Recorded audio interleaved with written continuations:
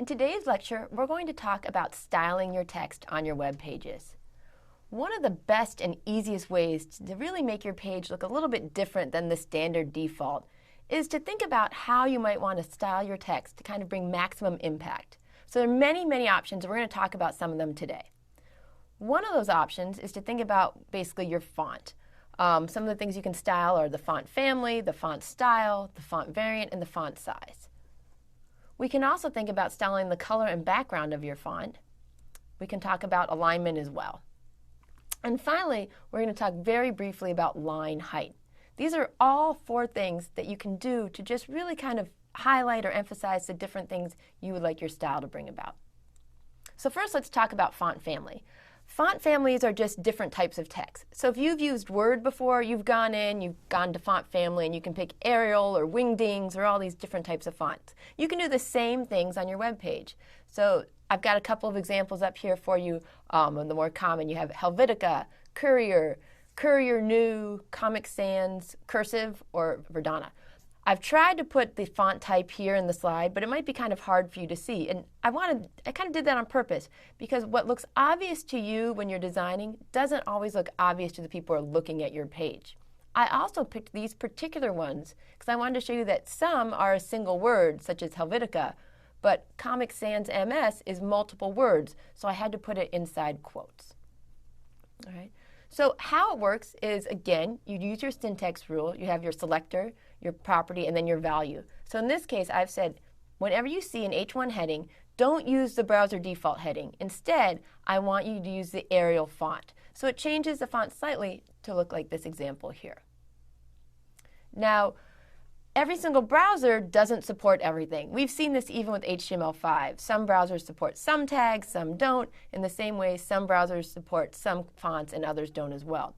So what you can do is you can provide alternatives. In this example, I've given the browser 3 different alternatives to use. I'm basically saying, whenever you come up to an H1 tag, I really want you to use the Courier font.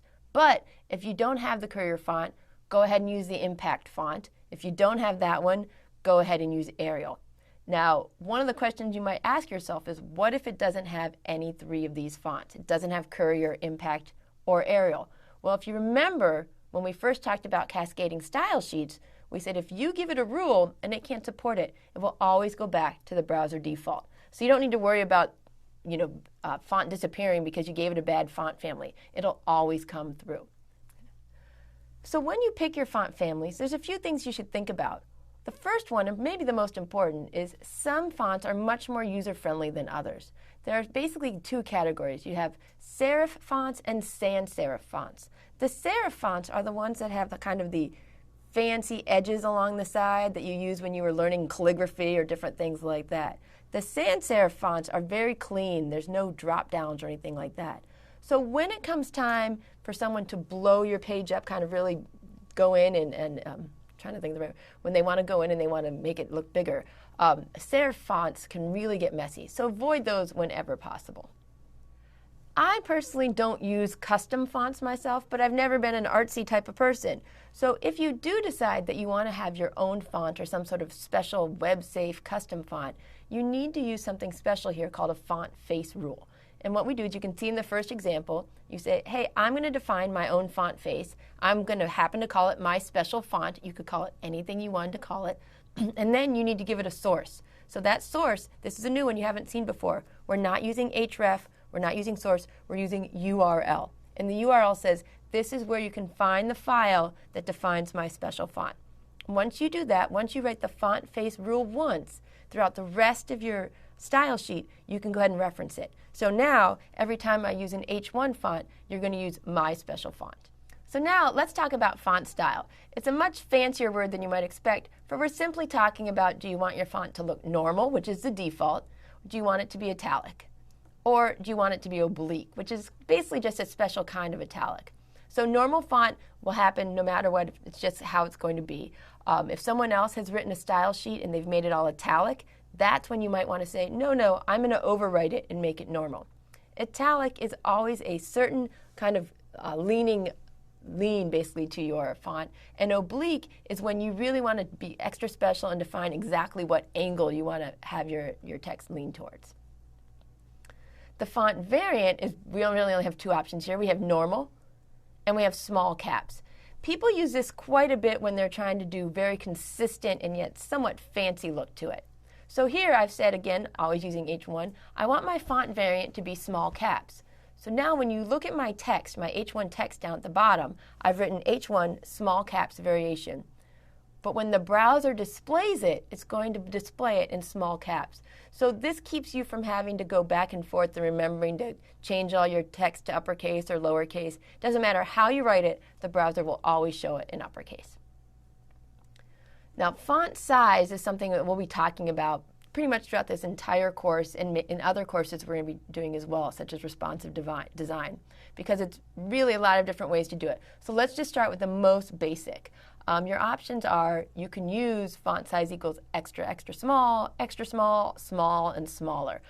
I don't really like those very much because it doesn't really give me a frame of reference. You can have medium, you can have large, extra large, XX large, and larger.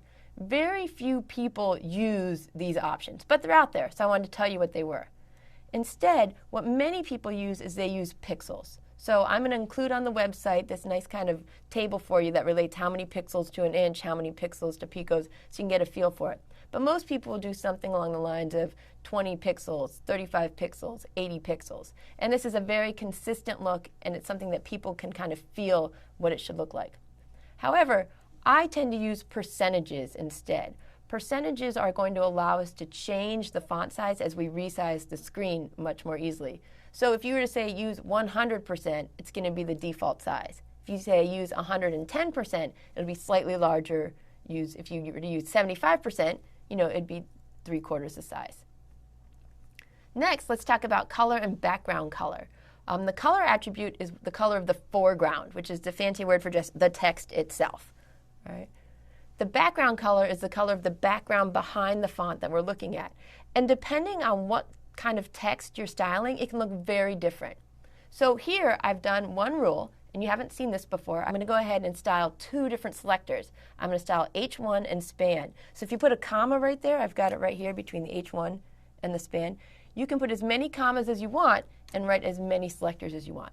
And in this case, I've said, hey, I want my color to be blue, and I want my background color to be gray. And if you're not sure where these strange numbers came from, go watch the colors video. It'll explain everything for you there.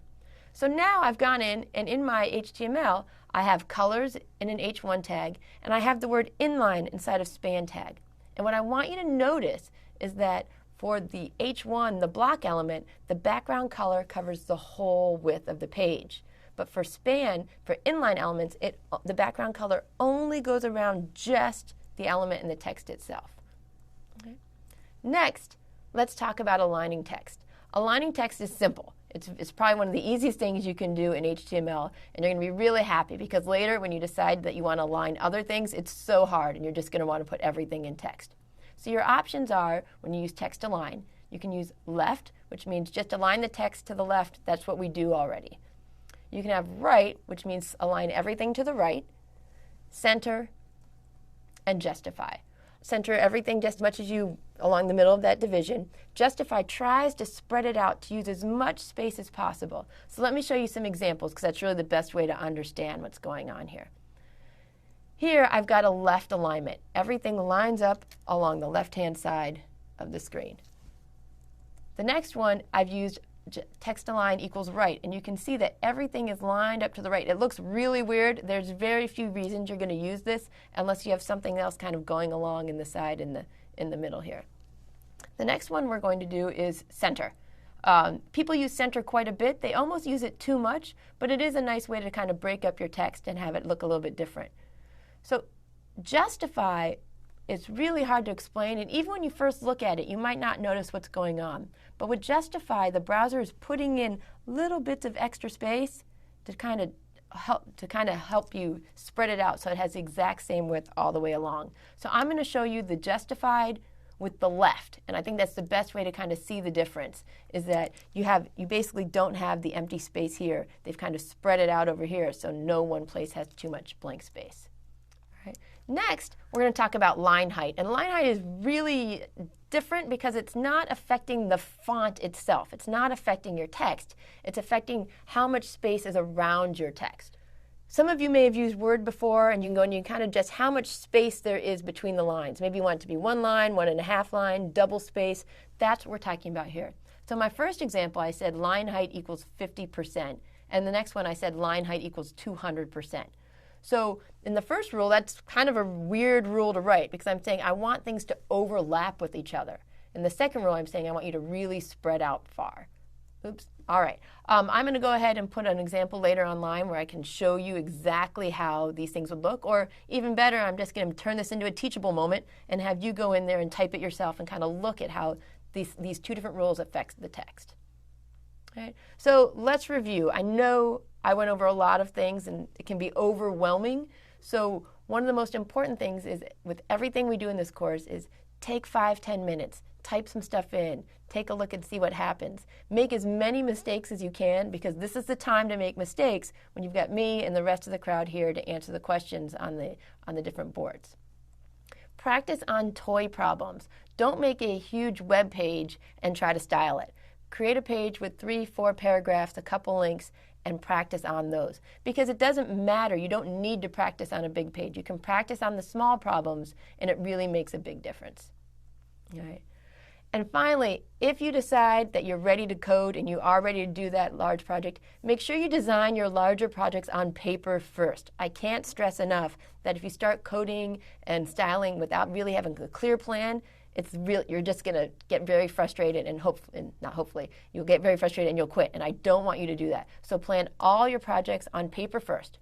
If you follow these suggestions, if you practice, if you do toy problems, if before you jump into big problems you sketch it out first, I think you're going to have a lot of fun and you're going to have a really great page that you're going to be proud of.